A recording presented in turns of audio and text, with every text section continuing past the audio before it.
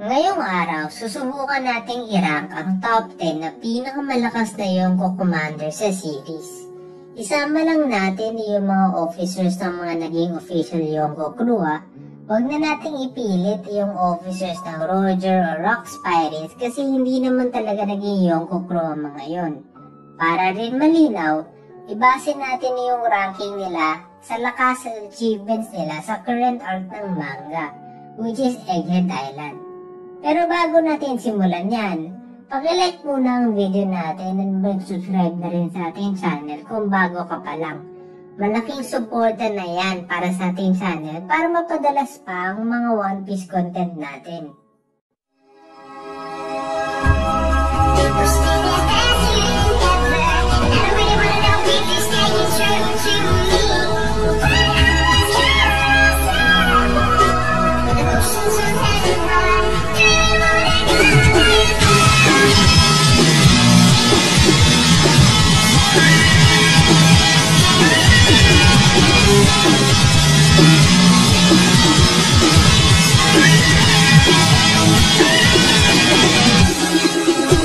Ang una sa ating listahan ay ang sniper ng Red-Haired Pirate, si Yasop. Sa totoo lang, kulang ba talaga ang alam natin kay Yasop bukod sa isa siya sa top officers ng Red-Haired Pirates. Pero ilang beses na lang ipinaiwatig sa atin na ang main officers ng Red-Haired Pirates ang pinakamalakas na crew sa mga Yonko.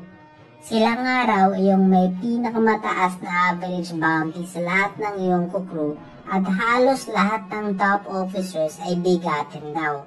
Kaya base sa reputasyon pa lang ay alam na natin na malakas si Yasop. Pero mukha nga na kahit mismo sa loob ng Red-Haired Pirates, isa si Yasop sa mga pinakamalakas na members. Nasabi ko nga ito dahil nung binubuo pa lang ni Shanks ang crew niya, hinanap niya mismo si Yasop at personally na in-invite na sumali sa crew niya. Mukha rin na isa ito sa mga pinakaunang in-invite na miyembro. Malamang kumalat na nga kasi ang reputasyon ni Yasop bilang isa sa pinakamalakas at magaling na sniper sa buong mundo noon pa lang. Sabi nga mismo ni Luffy na hindi pa raw niya ito nakikitang nagmimintis. Tansya ko, merong advanced observation haki si Yasop na nagpapalawak ng vision niya nang mas malawak pa kaysa kay Usopp. Sa tingin ko rin meron siyang future sight na nakakatulong sa pagtira sa mga gumagalaw na targets. Kaya siguro hindi talaga siya nagmimintis. Ang susunod sa ating listahan ay ang pinakamalakas na Sweet Commander ng Big Mom Pirate, si Charlotte Katakuri. Nagtataglay si Katakuri hindi lang ng isa kundi ng tatlo sa pinakabihirang ability sa mundo ng One Piece. Ito nga ay ang Conqueror's Haki, Future Sight at Devil Fruit Awakening. Ang bawat isa sa tatlong abilidad na ito ay napakabihirang makita at kadalasan taglay lang ng mga pinakamalakas na tauhan. Kaya nga nakakagulat na ang tatlong ito ay taglay lahat ni Katakuri. Dahil sa kombinasyon ng mga kapangyarihang ito, ay sinasabi na hindi pa raw na siya natatalo sa buong buhay niya. Yun bago dumating si Luffy. Sa naging laban nila ni Luffy, nakita natin kung paano niya pagsamahin ang kanyang Devil Fruit ability at Future Sight para hubugin ang kanyang katawan at madaling iwasan ang mga atake ng kalaban.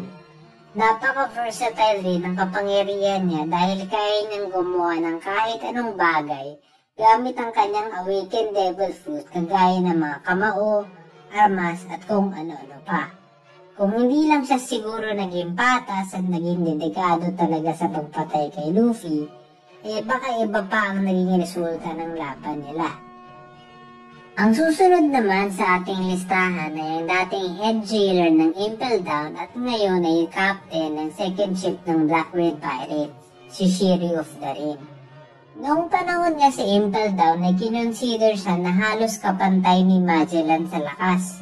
Nakita naman natin ang lakas ni Magellan sa Impel Down arc kung saan mabilis niyang napatumba si Blackbeard at crew nito. Mahirap isipin na ganyan din ang level nitong si Shiryu. Pagkatapos ng time skip, Lumakas pa siya lalo dahil nakakuha siya ng devil fruit na may kapangyarihang gawin siyang invisible. Kahit mismong si Garp ay nabiktima ng invisibility na ito. Kahit pa sabihin natin na distracted si Garp nung panahon na yon, si Garp pa rin yan. Kaya kung nahirapan siyang madetect si Shiryu, paano pa kaya yung iba? Magiging mahirap labanan si Shiryu unless sobrang advanced ng observation haki mo. Dagdag pa rito, malaki rin ang tsansa na itong espada ni Shiryu ay isa sa mga Supreme Great Blades. Isang dahilan na lang siguro kung bakit hindi mas mataas ang posisyon ni Shiryu sa listahan na ito dahil sa tingin ko wala siyang kakayahang gumamit ng Conqueror's Haki o Advanced Conqueror's Haki. Wala kasi siya noong tinatawag na Will of Conqueror na kadalasang nakikita sa Conqueror Haki users. Ito yung mga katangiang walang takot, matibay na kalooban at malakas na dedikasyon. At base sa mga nakita natin kay Shiryu, mas gusto niya mag-sneak attack o mag-set up ng trap kaysa lumaban ng patas. Ang number 7 naman sa ating listahan ay ang first mate ng Beast Pirates, si King. Bilang isang Lunarian, may taglay siyang mga physical properties na napakahirap tapatan.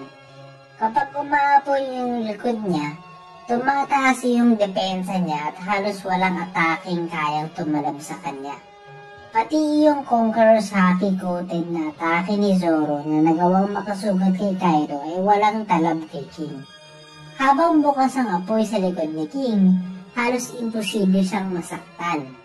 Unless na lang siguro na meron kang atake na mas malakas pa sa Advanced Conqueror coating. Kapag namatay na ang apoy sa likod niya, hihina ang depensa niya pero magkakaroon naman ng sobrang boost sa bilis, kaya mahirap pa rin siyang atakehin. Pero kahit papatay yung apoy, meron pa rin siya ng durability ng isang Zoan type Devil Fruit at pati matibay na armament haki, kaya hindi pa rin tatalab ang mga basta-bastang atake lang. So pensa naman, ginagamit niya ang kombinasyon ng fire manipulation, Zoan transformation at swordsmanship niya. Kaya nga nahirapan si Zoro sa naging labanan nila at inamin pa nga na kung hindi niya na-figure out yung secret doon sa durability ni King ay malamang hindi siya mananalo.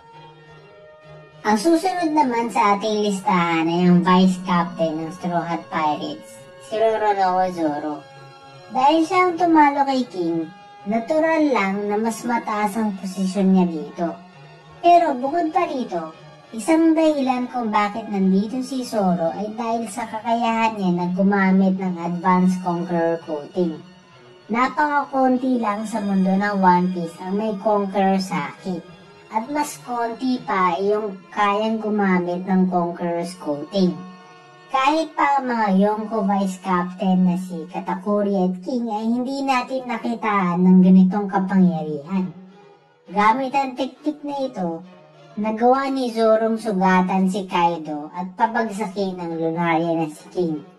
Kapag mas na-master pa ni Zoro ang teknik na ito ay siguradong mas akit pa siya sa listahan na ito.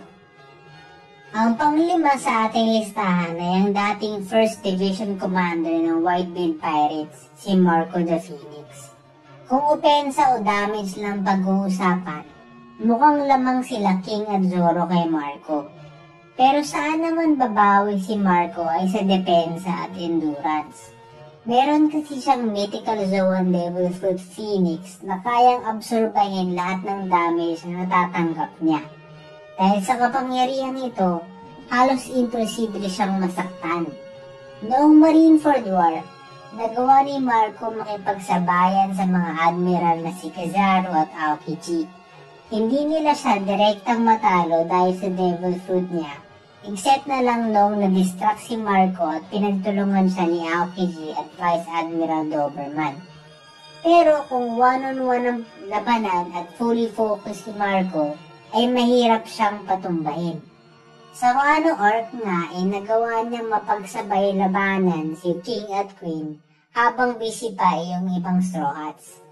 nagawa niya ring tangkihin ang mga atake nila Big Mom at Kaido. Malinaw na isa si Marco sa may pinakamatibay na depensa sa buong series.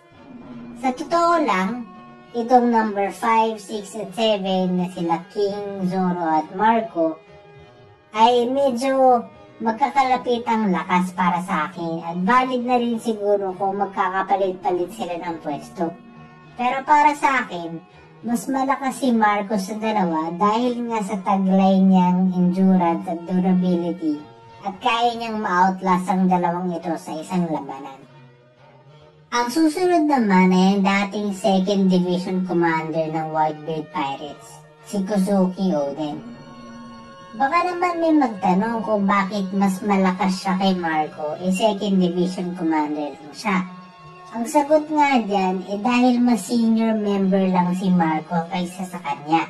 Kaya ito ang naging leader ng 1st Division. Pero hindi ibig sabihin mas malakas na si Marco. Sa totoo pa nga, sa lahat ng members ng crew ni Whitebeard, si Oden lang ang tinawag ni Whitebeard na brother. Ang lahat ay tinatawag niya o tinuring niya bilang anak. Para bang sinasabi ni Whitebeard na ibang level si Oden kaysa doon sa iba. Pero hindi lang si Whitebeard ang Yonko na rumerespeto kay Oden. Noong inaalala ni Kaido yung mga pinakamalakas na tauhan na kayang pumatay sa kanya, kabilang dito si Oden, kasama na ang mga tulad ni Whitebeard at Roger. Isa rin si Oden sa kakaunting tao sa buong mundo na kayang gumamit ng Advanced Conqueror's Haki. At gamit ang teknik na ito ay nagawa niyang sugatan si Kaido.